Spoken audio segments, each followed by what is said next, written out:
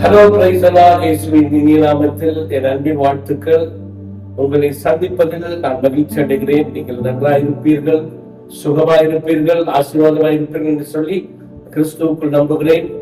இந்த நாளும் கர்த்தர் உங்களோடு பேசுவாராக. எரேமியாவின் தீர்க்கதரிசியின் புஸ்தகம் 17ஆம் அதிகாரம் 7ஆம் வசனத்தை நான் உங்களுக்காக வாசிக்கிறேன். கர்த்தர் மேல் நம்பிக்கை வைத்து கர்த்தரை தன் நம்பிக்கையை கொண்டிருக்கிற மனுஷன் பாக்கியவான். இந்த வசனத்தை நான் கர்த்தர்களோடு பேசுவாராக.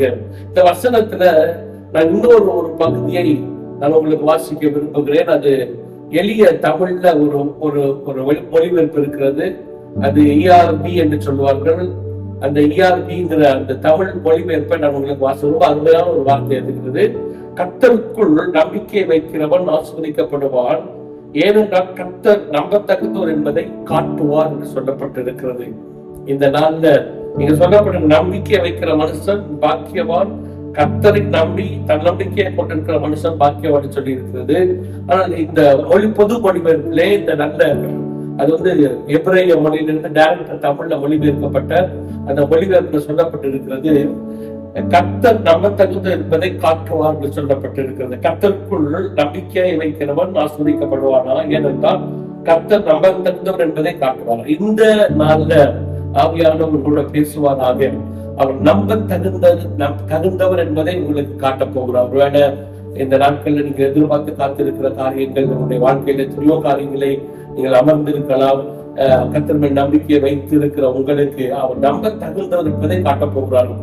இந்த எரேமியாவுடைய 17ஆம் அதிகாரத்திலேயே நான் வாசிக்கும் பொழுது அது அந்த எரேமியா தீர்க்கதரிசி ஜனங்களுடைய காரியங்களை குறித்து, ஜனங்கள் வழி விலகி போனதை, ஜனங்கள் தேவனை விட்டு தூரம் போயிருக்கிறதை குறித்து அவர்களுக்கு கர்த்தர் என்ன செய்ய போகிறார், தூரம் போன நிமித்தம் என்ன நடக்கிறது, கர்த்தரை நம்பாதபடிக்கு மனுஷனை நம்புகிறவர்கள் என்ன சூழ்நிலை மாறி இருக்கிறார் என்பதை குறித்தும் எரேமியா தீர்க்க தரிசனத்திலே அந்த புஸ்தகத்தை எழுதி கொண்டு வரும் பொழுது இந்த ஒரு பகுதியை என்னை தொட்ட ஒரு பகுதியில் கர்த்தர் மேல் நம்பிக்கை வைத்து கர்த்தரை தன் நம்பிக்கையை கொண்டிருக்கிற மனுஷன் பாக்கியவான் அப்படின்னு சொல்லிட்டு கீழே 8வது சொல்லுது, அவன் தண்ணீரண்டை நடப்பட்டதும் கால்வாய் ஓரமாய் தன் வேர்களை விடுகிறதும் உஷ்ணம் வருகிறதை காணாமல் இலை பச்சையா இருக்கிறதும் மனத்தாட்சியான வருஷத்தில் வருத்தமின்றி தப்பாமல் கனி கொடுக்கிறதுமான மரத்தை போலிருப்பார் என்று சொல்லப்பட்டிருக்கிறது. அவர் மேல் நம்பிக்கை வைக்கிறவர்கள், அவர் மேல் நம்பிக்கை வைக்கிறவர்களுடைய வாழ்க்கை தான் அவர்கள் வருஷங்கள்ல மழை தாழ்ச்சி இருந்தா கூட அவர்கள் கனி கொடுக்கிறவர்களாக தன்னுடைய வேர்களை நீரோடைக்கு நேராக தன்னுடைய வேர்களை தண்ணீருக்குள்ளாய் ஆழமாய் விடுகிறவர்களை போல இருக்கிறார்கள். இந்த பகுதியில சொல்லப்பட்டிருக்கிற இன்னொரு அந்த மொழிபெயர்ப்புல சொல்லப்பட்டிருக்கிறது, அவர் நம்ப தகுந்தவர் என்பதை காட்டுவார்.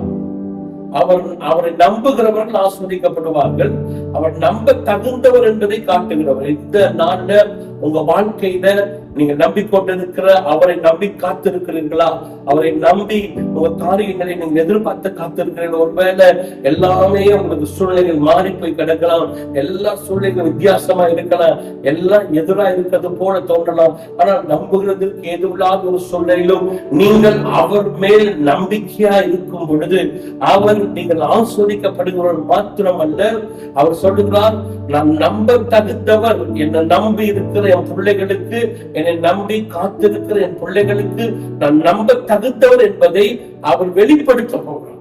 என்னை கேட்டுக்கொண்டிருக்கிற அன்பு தேவ சன்னமே, இந்த தீர்க்க தரிசனமாய் நான் உங்களுக்கு சொல்லுகிறேன், அவர் நம்ப தகுந்தவர் என்பதை இந்த நாள்ல நீங்க நம்பிக்கொண்டிருக்கிற உங்க வாழ்க்கையில நீங்கள் அவர் எதிர்பார்த்து காத்துக் கொண்டிருக்கிற உங்களுக்கு அவர் நம்ப தகுந்தவர் என்பதை அவர் வெளிப்படுத்த போகிறார். இந்த மாதம் உங்க வாழ்க்கையில அவர் நம்ப தகுந்தவர் என்பதை அவர் உங்க வாழ்க்கையில அநேக இடங்களிலே அவர் காட்ட போகிறார். நம் வேதத்துல ஒரு சில சம்பவங்களை நான் உங்களுக்கு சுருக்கமாய் சொல்லி நான் உங்களுக்காக ஜெபிக்க விரும்புகிறேன். நாம் லூக்கா எழுதின சுவிசேஷம் 5ஆம் அதிகாரத்தை நாம் வாசிக்கும் பொழுது அங்கு நமக்கு தெரியும், இயேசு அந்த கலிலேயா கடல் ஓரமாய் அவர் பிரசங்கிக்கும்படியாக கடந்து வருகிறார். அங்க 2 படகை பார்க்கிறாரு. அங்க 2 படகுல அவர்கள் மீன் பிடித்தவர்கள், அங்க மீன் ஒன்றுமே அகப்படல, அங்க வலையை கழுவி கொண்டிருக்கிறார் என்று சொல்லி லூக்கா சுவிசேஷம் 5ஆம் அதிகாரத்திலே நாம் வாசிக்கிறோம். அது ஒரு படகு பேதுருடையதா இருக்கு சொல்லப்பட்டிருக்கிறது. அப்ப இயேசு அந்த அந்த சூழ்நிலையை பார்க்கிறார். அவர் எல்லாமே தெரியும், அவர் எல்லாவற்றையும் அறிந்திருக்கிற தேவன், எல்லாத்தையும் அவர் அறிந்திருக்கிற சூழ்நிலையை பார்க்கிறார். சொல்றப்ப இந்த படகை முன்னாடி கொஞ்சம் தள்ளி போடுறான் அப்படிங்கிறாரு. அவன் படகு கொண்டு போய் தள்ளி விடுறான். பிரசங்கம் பண்ணார். பிரசங்கம் அடிச்சுட்டு ஒரு பெரிய கிரௌடு, அந்த கூட்டத்தின் மத்தியிலே தேவன் அவர் பிரசங்கித்து கொண்டு முடிச்சதுக்கு அப்புறம் பேதுருவை பார்த்து சொல்லுகிறாரு, நீ வலையை தள்ளி கொண்டு ஆழத்துல போடுங்கன்னு சொல்றாரு. வலையை கொண்டு போய் ஆழத்துல போடுங்கன்னு சொன்ன உடனே அவன் சொல்றான், அந்த 5ஆம் அதிகாரத்துல வாசிக்கிறோம், அந்த 5வது வசனம் சொல்றது, 5:5 சொல்லப்பட்டிருக்கிறது, நீங்கள் சொல்லுகிறபடி, நீங்கள் சொல்லுகிற வார்த்தையின்படியே நான் செய்கிறேன் என்று சொல்லி அவன் போய் ஆழத்துல வலையை போட்ட உடனே அங்கு பெரிய மிரக்கல் நடக்கிறது. கேட்டுக்கொண்டிருக்கிற அன்பு தெய்வ ஜனமே, அன்றைக்கு முழுவதும் வேதத்துல வாசிக்கிறோம், ஆங்கிலத்துல சொல்லப்பட்டிருக்கிறது, அந்த முழுவதும் அந்த டே இரவு முழுவதும் பிரயாசப்படுறாங்க. மீன் பிடிக்கிற ஒரு மீன் கூட அங்கப்படல, ஒண்ணுமே கிடைக்கல. ஆனா அவனுடைய வார்த்தையை சொன்ன உடனே அந்த வார்த்தைக்கு அப்படியே கேட்ச் பண்ணா, அந்த வார்த்தையை நம்பினா, அவர்கள் நம்பிக்கை வைத்தான். நம்பிக்கை வைத்து அன்றைக்கு கடைசி இரவுல, நேற்று இரவு நடந்த அந்த சம்பவங்களை அவன் மனதிலே வைக்கவில்லை. ஐயோ, நேற்று இரவு மீனுக்கு நம்ம கஷ்டப்பட்டவே, இப்ப பகல்ல சொல்றாரு, இந்த பகல்ல போய் வலை போட்டா மீன் அகப்படுமா அப்படின்னு எதுவுமே அவர் கேள்வி கேட்கல. ஏன்னா கலிலியா கடலுடைய அந்த கடலுடைய தன்மை என்னன்னு சொன்னா, இரவுல மீன்கள், பகல்ல மீன்கள் வரவே வராது. இரவு நேரத்துல தான் மீன்கள். நீங்க சாதாரணமா நீங்க மீன் பிடிக்கிறவங்களை பாத்தீங்கன்னா பகல்ல மீன் பிடிக்க மாட்டாங்க. எல்லா மீனவர்களுக்கும் சொல்லக்கூடிய என்னன்னா, இரவு 6 மணிக்கு மேலதான் நல்ல மீன்கள்லாம் கிடைக்கும்னு சொன்னா, இரவு 6 மணிக்கு மேல இருட்டதுக்கு பிறகுதான் இந்த மீன்கள் இறங்காத மேல வரும். நிறைய மீன்கள் வரும். அவ்வளவுதான் அவங்க நிறைய மீன்கள் கிடைக்கும்னு சொன்னா, நிறைய பாத்தீங்கன்னா போட்ல போறவங்க நைட்ல தான் மீன் பிடிப்பாங்க, பகல்ல மீன் பிடிக்க மாட்டாங்க. பகல்ல எப்ப பிடிப்பாங்கன்னா, ஏற்கனவே வலை போட்டு வந்திருப்பாங்க, போட்டு வந்தவங்க பகல்ல போய் மீன் எடுத்துட்டு வருவாங்க. ஆனா நீங்க பாருங்க, இதேதான் பேதுருடைய வாழ்க்கையிலும் அவன் அந்த இரவு முழுவதும் பிரயாசப்பட்டிருந்தான், ஒரு மீனுமே கிடைக்கல, ஒண்ணுமே நடக்கல. இப்ப அவன் சோர்ந்து போய் அமர்ந்திருப்பான். இல்ல சரி, இன்னைக்கு நமக்கு அவ்வளவுதான் லைஃப், இன்னைக்கு கிடைச்சது அவ்வளவுதான் அப்படின்னு சொல்லிட்டு ஒருவேளை அவன் தன்னை தேற்றி கொண்டிருந்திருக்கலாம், ஒருவேளை எதோ யோசித்துக் கொண்டிருந்திருக்கலாம். ஆனால் அவருடைய வார்த்தை வந்த உடனே அவருடைய வார்த்தையை விசுவாசித்தான். அவர் சொன்னதை அப்படியே நம்பினா, அவரை பிடித்துக் கொண்டான், அவருடைய நம்பிக்கை வைத்தார். அதனாலதான் டைரக்டா உடனே அவர் சொன்ன உடனே, நீங்க சொன்ன உடனே நான் போய் வலைய போட்டேன்னு சொல்லி கடலின் ஆழத்துல தள்ளி கொண்டு போய் வலைய போட்ட உடனே அந்த வார்த்தைக்கு அப்படியே கீழ்ப்படித உடனே சொல்லுது, இம்மீடியட்லி அவன் வலைகள் நிறையத்தக்கதாக மீன்கள் வந்து வலைக்குள்ளாய் விழுந்தது. என்னை கேட்டுக்கொண்டிருக்கிற அன்பு தேவ ஜனமே, இந்த நாள்ல கர்த்தரோடு பேசிக் கொண்டிருக்கிறார். ஒருவேளை உடைய பழைய கசப்புகள், பழைய காரியங்கள், பழைய எக்ஸ்பீரியன்ஸ், நடக்காத காரியங்கள்ல, ஒருவேளை இந்த பழைய எக்ஸ்பீரியன்ஸ்ல பழைய காரியங்களை யோசித்து, அது அன்னைக்கு தான் நடக்கலையே, அன்னைக்கு தான் நடக்காம போயிடுச்சு, இதுக்கு மேல இன்னும் நம்பிக்கை வைத்துக் கொண்டிருக்கிறது, ஒண்ணும் நடக்க போற சான்ஸ் இல்லை, எல்லாம் முடிஞ்சு போன கதையா இருக்கிறது, இது நடக்கிறதுக்கான எந்த சாத்தியங்கள் இல்லை, எல்லாம் அடைக்கப்பட்டு இருக்கிறது, எல்லா மனித அப்படித்தான் இருக்கிறது அப்படின்னு சொல்லி ஒருவேளை இந்த உலகம் சொல்ற பிரகாரம், இந்த உலகம் பார்க்கிற பிரகாரம் உன்னை நீ பார்த்து கொண்டு உன்னை தேற்றிக் கொண்டு இருப்பாய் சொன்னார். இன்றைக்கு நீ எழுப்பு, அவருடைய வார்த்தையின்படியே அவரை பிடித்துக் கொள், அவர் உன்னுடைய வலை கிழியத்தக்கதாக, உன் வாழ்க்கையில நீ ஆச்சரியப்படும்படியாக, நீ அறியாத எட்டாத ஒரு பெரிய காரியத்தை தேவன் இந்த நாட்களில் உங்க வாழ்க்கையில செய்ய போகிறார். நீ விசுவாசிப்பீங்கன்னு சொன்னா, அவர் மேல அந்த நம்பிக்கை வைப்பீங்கன்னு சொன்னால், அவர் சொன்னார், நம்ப தகுந்தவர் என்பதை நீங்கள் உங்க வாழ்க்கையில நீங்கள் பிராக்டிக்கலா பார்க்க போகிறீர்கள். கேட்டுக்கொண்டிருக்கிற அன்பு தேவ ஜனமே, இந்த பேதுரு அவருடைய வாழ்க்கையில எத்தனை ஆண்டுகள் மீன் பிடித்தான்னு சொல்லி தெரியாது, எவ்வளவு எக்ஸ்பீரியன்ஸ் இருக்குன்னு சொல்லி வேதம் சொல்லவில்லை. ஆனால் ஒன்று, அவர் சொன்ன உடனே அந்த பகல் நேரத்திலேயே அவர் வலையை தள்ளி கொண்டு போய் அந்த ஆழத்துல அவன் உள்ளே படகுல இருந்து அந்த வலையை வீசுவான். உடனடியாக அந்த வலை நிறையத்தக்கதாக, அடுத்தவன் வந்து உதவி செய்யத்தக்கதான ஒரு மிகப்பெரிய அற்புதத்தை அவர் யார் என்பதை பேதுருவுக்கு அவர் நிரூபித்தது போல உங்க வாழ்க்கையிலும் தேவன் நிரூபிக்கிறதுக்கு ஆயத்தம் உள்ளவராக இருக்கிறார். என்னை கேட்டுக்கொண்டிருக்கிற அன்பு தேவ ஜனமே, நீ பழைய காரியங்களை மறந்து விட்டு நேற்று இரவு யோசித்திருக்கலாம். நேற்று இரவு நடந்த சம்பவங்கள் சில, அதுக்கு முன்னாடி எத்தனை இரவுகள் ஒருவேளை அவனுக்கு மீன் அகப்படாமல் இருந்திருக்கலாம், கிடைக்காம போயிருந்திருக்கலாம், பகல்ல ட்ரை பண்ணி பார்க்கலாம் ட்ரை பண்ணி அதுவும் அவனுக்கு ஃபெயிலியரா இருந்திருக்கலாம். ஆனால் எதையும் அவன் நினைக்கவில்லை, எந்த பழைய காரியத்தை யோசிக்கவில்லை. லாஸ்ட் நைட் நடந்த எல்லாம் அந்த சம்பவங்கள் எல்லாத்தையும் மறந்து விட்டான், அதை யோசிக்கவில்லை. ஒன்றே ஒன்று, இப்பொழுது அவர் சொன்ன வார்த்தையை பிடித்துக் கொண்டார். அவரை நம்பினார், இவர் சொல்லும் பொழுது நடக்கும். இவரை நம்பி நாம் வடையை போடுவோம் என்று சொல்லி வடையை போட்டார். அவருடைய படகு நிறையத்தக்கதான மிகப்பெரிய அற்புதங்களை தேவன் அவங்க வாழ்க்கையிலே செய்தார். என்னை கேட்டுக்கொண்டிருக்கிற அன்பு தேவ ஜனமே, இன்றைக்கும் உங்க வாழ்க்கையில தேவன் செய்ய வல்லவராக இருக்கிறார். அவர்கள் நம்பிக்கை நீங்கள் அவரை நம்புங்கள். அவர் நம்புகிறவர்கள் ஆஸ்வதிக்கப்படுவார்கள் என்று சொல்லப்பட்டிருக்கிறது. இரண்டாவது, அவரை நம்புகிறவர்களுக்கு அவர் நம்பிக்கை உடையவராகவே, நம்ப தகுந்தவராகவே அவர் தன்னை காட்ட போகிறார். நம்ப தகுந்தவராகவே உங்க வாழ்க்கையை அவர் காட்ட போகிறார். ஒருவேளை சூழ்நிலைகள், உங்களுடைய காரியங்கள் அவர் அப்படியே தூரமாக போகிறது போல, உங்களை மறந்தது போல உங்களுடைய காரியங்கள் உங்களுக்கு தோன்றலாம். ஆனால் இன்றைக்கு நான் ஆணித்தனமாய் சொல்லுகிறேன், அவர் நம்ப தகுந்தவர் என்பதை அவர் உங்க வாழ்க்கையில், உங்க காரியத்துல அவர் வெளிப்படுத்த போகிறார். என்னை கேட்டுக்கொண்டிருக்கிற அன்பு தேவ ஜனமே, அவர் பெரிய காரியங்களை செய்கிற தேவன். வேதத்துல நிறைய காரியங்கள், வேதத்துல அவர் நம்புகிறவர்கள் ஒருபோது வெட்கப்பட்டு போகிறதில்லை. அவரை நம்பி சூழ்நிலையை பார்க்கல, எதையுமே பார்க்கல. அவர் நம்பினாங்க, ஒரு வார்த்தையை நம்பினாங்க, அவர் சொன்னதை நம்பி அப்படியே போனாங்க, அப்படியே நடந்துச்சு.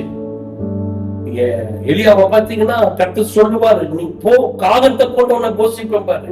அவன் அப்படியே நம்பினான். அந்த எனக்கு சொன்ன உண்மையில தேவன் அவர் எனக்கு காகத்தை கொண்டு போஷிப்பட்ட, காகத்தை கொண்டு போஷிக்கிற தேவன். அவன் நம்பி போய் உட்கார்ந்து இருந்தான். அவன் நம்ப தகுந்தவர் என்பதை எலியாவுக்கு தேவன் வெளிப்படுத்தினான். சாரிபாத் விதவை வீட்டுக்கு போக சொன்னாரு. போக சொல்லும் போது அங்க போனா ஒரு விதவை மூலமா, விதவைங்கிறது அவளே பஞ்சத்தில் அடிபட்டிருக்கிறான், அவளுக்கு எந்த ஹோப்புமே இல்லை, அவளே சாக போறான். அவளை கொண்டு போய் போஷிப்பேன் கர்த்தர் சொல்லும் பொழுது அதை நம்பினா, சொன்ன தேவனை நம்புறான், அவன் நம்பிக்கை வச்சான். அதனாலதான் கர்த்தர் சொல்றாரு, அவன் நம்ப தகுந்தவர் என்பதை அவனுடைய வாழ்க்கையிலே வெளிப்படுத்த, ஒவ்வொரு இடத்திலையும் கர்த்தர் வெளிப்படுத்துகிறார். இன்றைக்கு உங்க வாழ்க்கையில நம்ப தகுந்தவராய் அவர் வெளிப்பட்டு கொண்டிருக்கிறார். இந்த மாதத்துல ஒருவேளை கடந்து போன மாதங்கள், கடந்து போன நாட்கள் உங்க வாழ்க்கையில எல்லாமே தோல்வியா இருக்கலாம், எல்லாமே உங்க வாழ்க்கையில கிடைக்காமல் ஏமாற்று சூழ்நிலையில உட்கார்ந்து கொண்டு இருக்கலாம், ஏமாந்து போனது போல உட்கார்ந்து இருக்கலாம், ஒருவேளை நீ அழுது கொண்டு இருக்கலாம், எல்லாமே நான் இழந்து போய் உட்கார்ந்து இருக்கிறேன், எல்லாம் ஏமாற்றப்பட்ட ஒரு சூழ்நிலையில உட்கார்ந்து கொண்டு இருக்கிறேன், எல்லாமே கிடைக்காமல் போய்விட்டது, எல்லாம் கைவிட்டு போனது போல இருக்கு, இனி நம்புவதற்கு எந்த சாத்தியம் இல்லை, என் வாழ்க்கையில இது நடக்காது, என் வாழ்க்கை நீ கட்டப்படாது, இனி என் வாழ்க்கை அவ்வளவுதான் முடிந்தது என்று சொல்லி ஒருவேளை நீங்கள் அமர்ந்து கொண்டிருக்கலாம். இன்றைக்கு கர்த்தர் உங்களுக்கு சொல்லுகிறார், அவர் மேல் நம்பிக்கை இருக்கிற மனுஷன் பாக்கியவான், அவர் நம்புகிறவன் ஆசீர்வதிக்கப்படுவான், அவர் நம்ப தகுந்தவராய் தன்னுடைய வாழ்க்கையை வெளிப்படுத்த போகிறார்.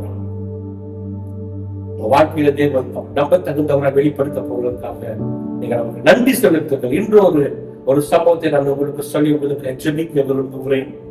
புஸ்தகம் 27 அதிகாரம் 27 அதிகாரத்துல வாசிக்கும் பொழுது நமக்கு தெரியும், பவுலுடைய கப்பல் பிரயாணத்திலே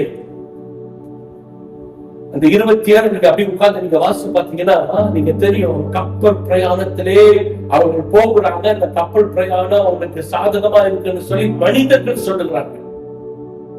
பவுல் சொல்றாங்க, ஐயா போகாத, நம்ம மாட்டிக்கிடுவோம், நீ போனீங்கன்னா ஒரு பெரிய பிரச்சனையில மாட்டிக்கிடுவோம், உயிருக்கு கூட சேதம் உண்டாகும் என்று சொல்லி பவுல் அவர்களை எச்சரிப்பான்.